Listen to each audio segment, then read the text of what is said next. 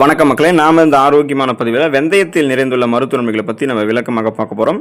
வெந்தய விதையோ அல்லது வெந்தய கீரையோ அது எதுவாக இருந்தாலும் பார்த்தீங்கன்னா நம்மளுடைய உடலினுடைய வெப்பத்தை அதை நமக்கு நீக்கி உடலுக்கு குளிர்ச்சியை கொடுக்கக்கூடியதாக தான் இருக்குது. குறிப்பாக வெந்தயத்தில் விட்டமின் சி, புரதம், நார்சத்து, நியாசின், பொட்டாசியம், மெக்னீசியம், மேங்கனீஸ் மற்றும் இரும்பு சத்துக்கள் எல்லாமே அடங்கியிருக்கு. இது மட்டும் இல்லாமல் டயோஸ்டெனின் சேர்மமும் வெந்தயத்தில் இருக்குது. இதனால் வெந்தயத்தால் இன்னும் அதிகமாகவே மருத்துவ நன்மைகளை கொடுக்கறதுக்கு அது காரணமாகவே இருக்குது. ஸோ வெந்தயத்தால் கிடைக்கக்கூடிய நன்மைகளை பற்றி நம்ம விளக்கமாக பார்க்கலாம். அதை பற்றி பார்க்குறதுக்கு முன்னாடி இந்த வீடியோவுக்கு மட்டும் ஒரு லைக் கொடுத்துட்டு இந்த தகவலை உங்களுக்கு தெரிஞ்சவங்களுக்கும் ஷேர் பண்ணிவிடுங்க. ஏன்னா இது அவங்களுக்கும் பயனுள்ளதாக இருக்கக்கூடிய ஒரு ஆரோக்கியமான பதிவு தான். இது போன்ற அப்டேட்ஸ்களை நீங்கள் தொடர்ந்து பார்க்குறதுக்கு நம்மளுடைய ஹெல்த் நியூஸ் தமிழ் சேனலை மறக்காமல் சப்ஸ்கிரைப் பண்ணி வச்சுக்கோங்க.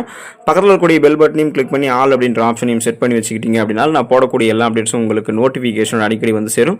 சரி வாங்க மக்களே, இப்போ வீடியோக்குள்ளே போயிடலாம். பெருங்குடல் புற்றுநோய் தீர்ந்து போவதற்கு நம்ம வெந்தயத்தை எடுத்துக்கொள்ளலாம்.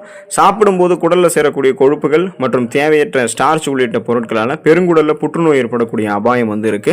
வெந்தயத்தை தினசரி நம்ம உட்கொள்ளும் போது இந்த தேவையில்லாத கொழுப்புகள், கழிவுகள் இதெல்லாமே அகற்றப்பட்டு பெருங்குடல் சீராக இயங்குவதற்கு வெந்தயம் வந்து உதவி பண்றதால பெருங்குடல் புற்றுநோய் ஏற்படுவதை தடுத்துக் கொள்ளலாம். ஸோ இதனால பெருங்குடல் வந்து நமக்கு ஆரோக்கியமாக வேலை செய்ய ஆரம்பிக்கும். எந்த விதமான தீங்கு விளைவிக்கக்கூடிய செல் பரவல்களாலையும் கழிவுகளாலையும் நமக்கு பெருங்குடல் புற்றுநோய் ஏற்படாது.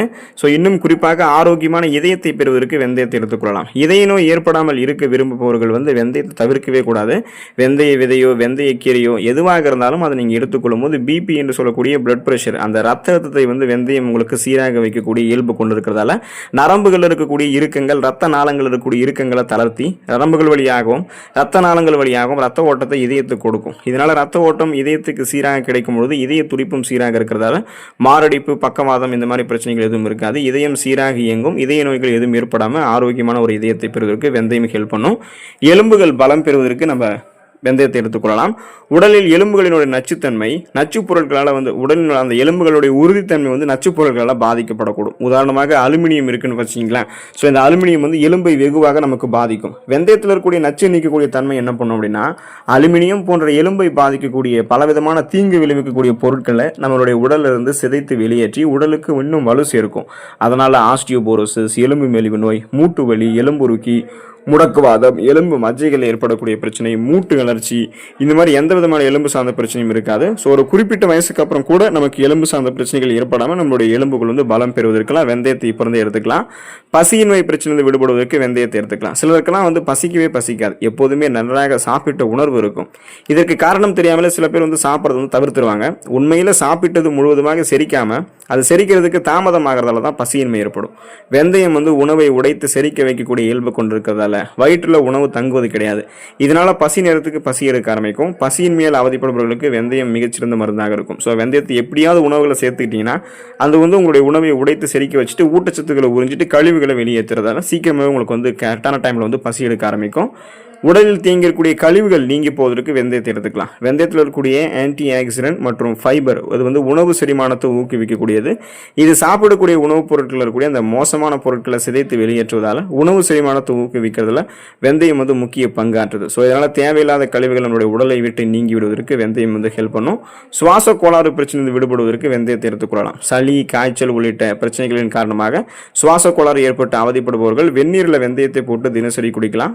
வெந்தயம் வந்து பாக்டீரியாக்களை எதிர்த்து போராடி சுவாச பிரச்சனைகள் நம்ம விடுதலை பெற்று தரும். ஸோ எந்த விதமான சளி, காய்ச்சல், அதுக்கப்புறம் நமக்கு ஏற்படக்கூடிய இருமல் பிரச்சனை, வறட்டு இருமல் பிரச்சனை எதுவுமே இருக்காது. மூச்சு திணறல், ஆஸ்துமா பிரச்சனை, மூச்சு விடுதலை சிரமம் இது மாதிரி எதுவுமே இருக்காது. நுரையீரல் ஒட்டுமொத்தமாக பலம் பெறுவதால் சுவாசம் சார்ந்த பிரச்சனை எதுவும் இருக்காது. சுவாச மண்டலம் நமக்கு வலு பெறும் வெந்தயத்தை எடுத்துக்கொள்ளும் போது. சரும பளபளப்பு மற்றும் சருமம் தூய்மை பெறுவதற்கு வெந்தயத்தை வந்து எடுத்துக்கொள்ளலாம். வெந்தயத்தில் இருக்கக்கூடிய விட்டமின் சி என்று சொல்லக்கூடிய உயிர் சத்து பளபளப்பான சருமத்திற்கு உதவிகரமாக இருக்கும். வெந்தயத்தை அரைத்து முகத்தில் தடவி சிறிது நேரம் கழித்து கழுவணும் அப்படின்னா வறட்சி தன்மை நமக்கு முகத்தில் நீங்கி முகம் வந்து நீரேற்றமாகவும் பொலிவாகவும் இருக்கும். இரவில் தூங்குவதற்கு முன்பு வெந்தய பொடியை முகத்தில் தடவிட்டு அதுக்கப்புறம் அதை கழுவிட்டு தூய்மையான துணியில் துவைச்சோம் அப்படின்னா முகம் நமக்கு பளிச்சுன்னு இருக்கும். ஸோ சருமம் வந்து பளபளப்பாக இருக்கிறதுக்கு தூய்மை பெறுவதற்கு வெந்தயத்தை எடுத்துக்கொள்ள வேண்டியது அவசியம். கண் கருவளையம் மற்றும் கரும்புள்ளிகள் நீங்கி போவதற்கு வெந்தயத்தை எடுத்துக்கலாம். வெந்தயத்தில் இருக்கக்கூடிய விட்டமின்கள் முகத்தில் தோன்றக்கூடிய கரும்புள்ளிகளையும் கண்ணில் ஏற்படக்கூடிய கருவளையத்தையும் நீக்குகின்றன. வெந்தயத்தை அரைத்து முகத்தில் தடவி விட்டுட்டு உளுந்ததுக்கு அப்புறம் கழுவும் போது அது நம்மளுடைய சருமத்தில் இருக்கக்கூடிய டெட் செல்ஸ், அந்த இறந்த செல்கள், பாக்டீரியாக்கள், அழுக்குகள், கழிவுகள், கிருமிகள் அத்தனையுமே நமக்கு வந்து வெளியேற்றிடுதால பிளாக் சர்க்கிள்ஸ், பிளாக் பிம்பிள்ஸ் இது மாதிரி நமக்கு எதுவுமே வந்து இருக்காது. ஸோ நம்ம சருமம் வந்து பளபளப்பாக இருக்கும். தோல் நோய்கள் தீர்ந்து போவதற்கு வெந்தயத்தை எடுத்துக்கொள்ளலாம். சொறி, சிரங்கு உள்ளிட்ட தோல் நோய்களுக்கு வெந்தயம் மிகச்சிறந்த நிவாரணியாக இருக்கு. வெந்தயத்தை ஊற வைத்து அரைத்து அதை தினசரி தோல் பாதிப்பு இருக்கக்கூடிய இடங்களை தடவி வந்தோம் அப்படின்னா தோல் நோய்கள் முற்றிலுமாக நீங்குவதோட தோலில் ஏற்படக்கூடிய அரிப்புகளும் தடிப்புகளும் கூட நமக்கு மறைஞ்சிடும். ஸோ ஸ்கின் டிசீஸ் அப்படின்ற அந்த பிரச்சனைக்கு நமக்கு வந்து இடம் இருக்காது. எந்த விதமான ஸ்கின் டிசீஸாக இருந்தாலும் அதை கியூர் பண்ணுறதுக்கு வெந்தயத்தை இந்த மாதிரி நம்ம பயன்படுத்தலாம். அதே போல் நீங்கள் முகப்பொரு பிரச்சனை தீரணும் அப்படின்னாலும் வெந்தயத்தை இந்த மாதிரி பயன்படுத்தலாம். அதாவது வெந்தயத்தை ஊற வைத்து அதை அரைத்து உங்களுக்கு முகப்பொரு எங்கெங்கெல்லாம் இருக்கோ அங்கெல்லாம் நீங்கள் அதை தடவிட்டு ஒரு அரை மணி நேரம், சுமார் ஒரு 30 நிமிடங்கள், ஒரு அரை மணி நேரம் நீங்கள் அதை உலர வச்சுட்டு அதுக்கப்புறம் நீங்கள் கழுவிட்டீங்க அப்படின்னா முகப்பொரு வந்து நீங்கிக்கிட்டே உங்களுக்கு வந்துடும். ஸோ உங்கள் முகப்பொரு நீங்கிறது நீங்களே உங்களுடைய நீங்களே கண் கூட வந்து பார்க்க ஆரம்பிப்பீங்க. ஒரு சில நாட்களில், ஒரு சில மாதங்களில் உங்களுக்கு வந்து ரிசல்ட் தெரிய ஆரம்பிக்கும்.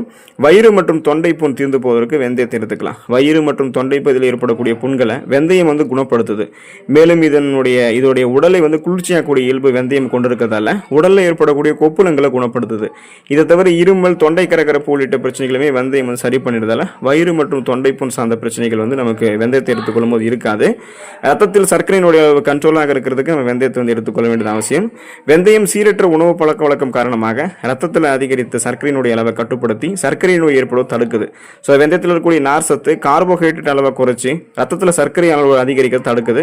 இதனால் பிளட்ல சுகரோட வந்து கண்ட்ரோலாக இருக்கும். நாளடைவில் அந்த சுகர் பிரச்சனை விடுபடுவதற்கு வெந்தயம் ரொம்ப ரொம்ப ஹெல்ப் பண்ணும்.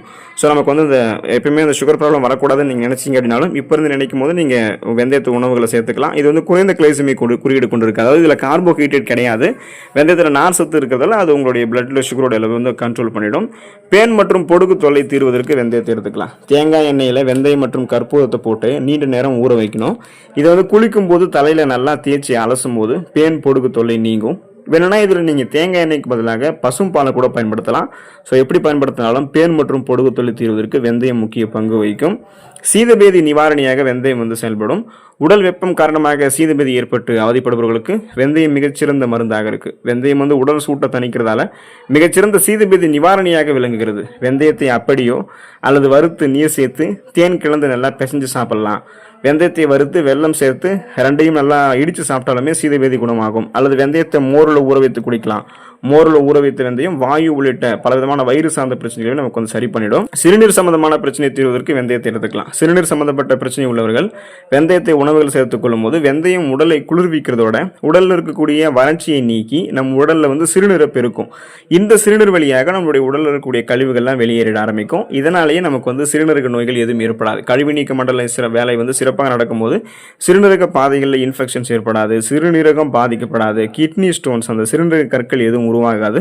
உருவாகி இருக்கக்கூடிய சிறுநீரக கற்களையுமே நம்ம கரைத்து வெளியேற்றிக் கொள்ளலாம். ஸோ இந்த அளவுக்கு நீங்கள் வந்து அந்த கழிவு நீக்க மண்டல வேலையை மிக சிறப்பாக செய்யறதுக்கு எந்த விதமான தடையும் இல்லாமல் ஆரோக்கியமாக அந்த வறட்சி தன்மை நீங்கி உங்களுடைய கழிவுகள்லாம் வெளியேறிடும், சிறுநீரகத்தில் எந்த பிரச்சனையும் ஏற்படக்கூடாது அப்படின்னு நினைச்சீங்கன்னா வெந்தயத்தை எடுத்துக்கொள்ளலாம். இந்த அளவுக்கு நன்மைகளை பெறுவதற்கு தொடர்ந்து உணவுகளில் வெந்தயத்தை எடுத்துக்கொள்ளுங்கள். அது உங்களுடைய உடலை குளிர்விக்கும், கோடைக்கால பிரச்சனைகளையுமே சரி பண்ணும், ஆரோக்கியமான நன்மைகளை கொடுக்கும். அடுத்த ஆரோக்கியமான பதிவில் மறக்காமல் சந்திப்போம். நன்றி மக்களே.